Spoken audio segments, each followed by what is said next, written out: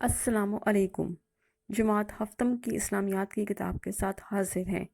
عزیز طلباء و طالبات، آپ سے گزارش ہے اسلامیات کی کتاب، قلم اور نوٹ بک پاس رکھیے۔ سبق کی پڑھائی خود کیجیے۔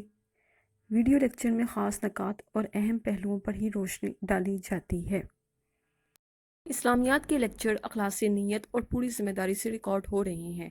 بشری تقاضوں کے مطابق اگر سخمن کوئی غلطی ہو تو ہم اللہ کی بارگاہ میں معافی اور ہدایت کے طلبگار ہیں۔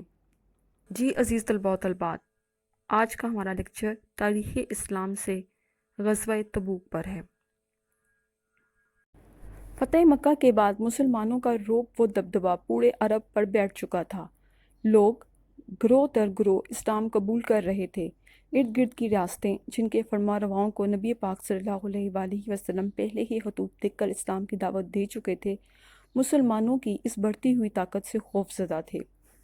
روم کا حکمران ہرقل ان میں سر فہرست تھا۔ اس نے 40,000 کا لشکر تیار کیا۔ جب حضور اکرم صلی اللہ علیہ وآلہ وسلم کو یہ اطلاع ملی کہ رومی فوجیں مسلمانوں پر حملہ آور ہونے کے لیے شام کی سرحد پر جمع ہونا شروع ہو رہی ہیں، تو آپ صلی اللہ علیہ وآلہ وسلم نے صحابہ کرام رضی اللہ عنہ کو جہاد کی تیاری کا حکم دیا۔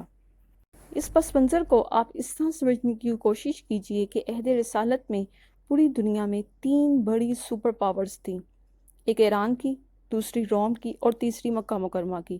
فتح مکہ کے بعد جب اسلام ایک نئی مضبوط اور مستحکم قوت کے طور پر دنیا کے نقشے پر ابھرا تو انہیں اسلام سے خطرہ لاحق ہوا۔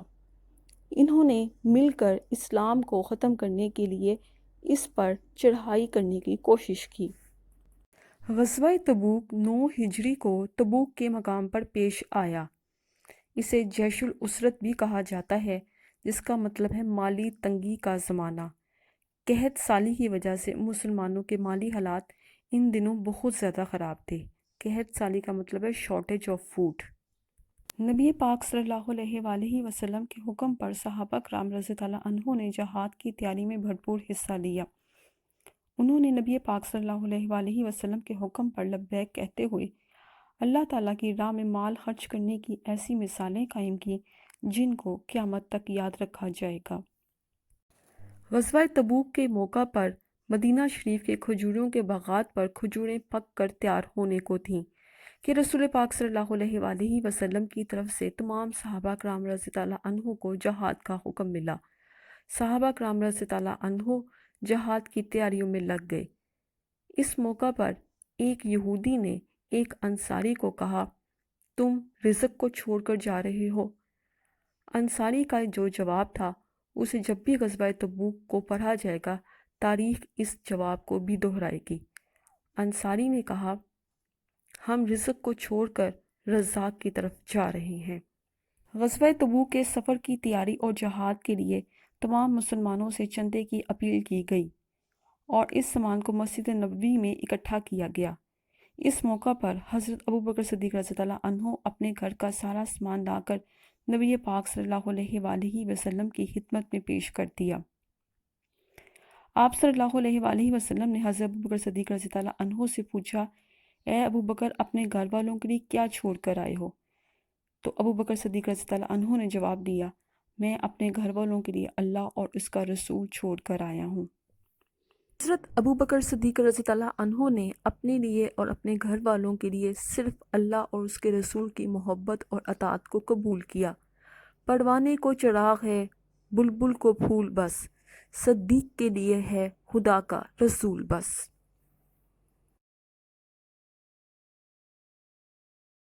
حضرت عمر فاروق رضی اللہ عنہ اپنے گھر کا آدھا سامان غزوہ تبوک کے لیے لے کر حاضر ہوئے۔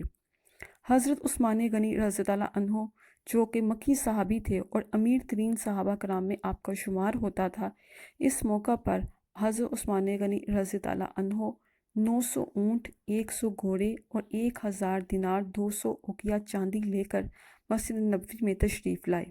حضرت عقیل انصاری رضی اللہ عنہ کے پاس غزوہ تبوک کے موقع پر دینے کے لیے کچھ نہ تھا۔ انہوں نے ایک یہودی کے باغ میں ساری رات پانی لگایا اور اس کے معاوضے کے طور پر انہیں جو چند کھجوریں ملی وہ مسجد نبوی میں آپ صلی اللہ علیہ وآلہ وسلم کی خدمت اقدس میں لے کر حاضر ہوئے۔ آپ صلی اللہ علیہ وآلہ وسلم نے مال کے ڈھیر کے اوپر ان کھجوروں کو پھیلا دیا اور حضرت عقیل انصاری رضی اللہ عنہ کے خلوص کی بے حد تعریف فرمائی۔ دیگر صحابہ کرام رضی اللہ عنہ نے بھی اپنی اپنی استطاعت سے بڑھ کر جہاد کی تیاری میں حصہ لیا۔ بعض صحابہ کرام اس قدر بے سر و سامان تھے کہ وہ جہاد کی تیاری میں حصہ نہ لے سکے۔ انہوں نے اپنی جانیں بارگاہ رسالت میں پیش کرتے ہوئے عرض کی کہ انہیں بھی جہاد فی سبیل اللہ میں ساتھ لے جایا جائے۔ آپ صلی اللہ علیہ وآلہ وسلم نے سواریوں کی کمی کی وجہ سے انہیں مدینہ منورہ میں ہی ٹھہرنے کا حکم دیا۔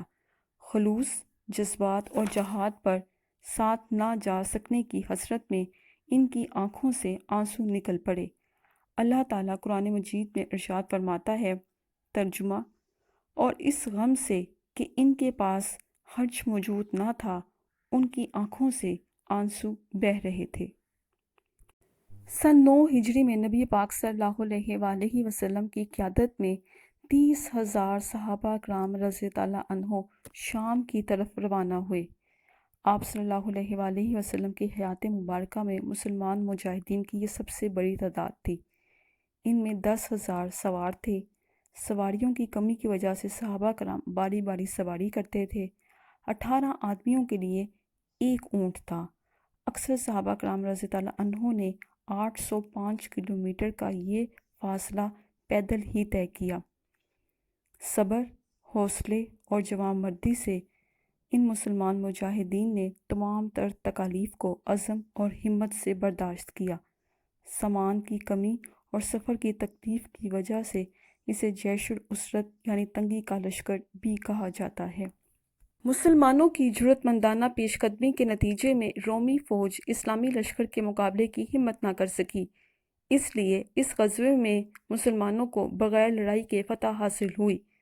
نبی پاک صلی اللہ علیہ وآلہ وسلم نے تمام صحابہ کرام رضی اللہ عنہ کے ہمراہ 20 دن تک تبوک کے مقام پر قیام فرمایا اور پھر واپس مدینہ شریف تشریف لے آئے۔ جب اسلامی فوج کی مدینہ منورہ میں واپسی کی خبر پہنچی تو عورتوں، بچوں اور بچیوں نے آپ صلی اللہ علیہ وآلہ وسلم کا اسی طرح والہانہ استقبال کیا جس طرح ہجرت مدینہ کے موقع پر کیا تھا۔ اس غزوے کے نتیجے میں مسلمانوں کے حوصلے بلند ہو گئے، رومیوں اور شامیوں کے حوصلے پست ہو گئے۔ گرد و نواح کی عیسائی آبادیوں پر مسلمانوں کا رعب و دبدبہ بڑھ گیا۔ بہت سے سرحدی قبائل کیا ہوتے ہیں کہ جو بارڈر ایریاز ہوتے ہیں نا، وہاں پر جو لوگ رہتے ہیں انہوں نے جزیہ دے کر مسلمانوں کی اطاعت قبول کر لی۔ اسلامی سلطنت کی سرحدیں مزید پھیل گئیں۔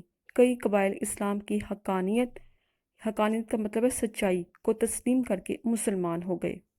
صحابہ کرام رضی اللہ عنہ نبی پاک صلی اللہ علیہ وآلہ وسلم کے ہر حکم کی اطاعت و فرما برداری کرتے تھے۔ مال و دولت کو نبی پاک صلی اللہ علیہ وآلہ وسلم کی ایک آواز پر حاضر خدمت کر دیتے تھے۔ صحابہ کرام رضی اللہ عنہ کی ہمیشہ کوشش رہتی کہ اسلام کی عزت اور وقار کی خاطر اپنا مال، دولت، اپنی جان سب کچھ خرچ کر دیں۔ اس سبق سے ہمیں معلوم ہوتا ہے کہ اللہ تعالیٰ انسان کے دل کا تقویٰ اور نیتوں کو دیکھتا ہے اور خالص نیت ہونے کی وجہ سے کامیابی سے ہمکنار کر دیتا ہے۔ اگر ہم سیرت رسول صلی اللہ علیہ وآلہ وسلم اور سیرت صحابہ رضی اللہ عنہ کو اپنی زندگی کا لازمی حصہ بنا لیں تو کامیابی ہمارے قدم چومے گی۔ جی عزیز طلباء و طالبات، آپ کلاس 5، 6 اور 7 میں تاریخ اسلام کے درج ذیل واقعات کو پڑھ چکے ہیں، جن میں ہجرت مدینہ، غزوہ بدر، غزوہ احد، غزوہ خندق، صلح حدیبیہ، فتح مکہ، غزوہ حنین اور غزوہ تبوک شامل ہیں۔ جی عزیز طلباء و طالبات، آپ سب جانتے ہیں کہ اس وقت پوری دنیا ایک وبائی مرض کا شکار ہے، جس کے نتیجے میں انٹرنیشنلی تمام اسکول، کالجز، یونیورسٹیز اور تعلیمی ادارے بند ہیں۔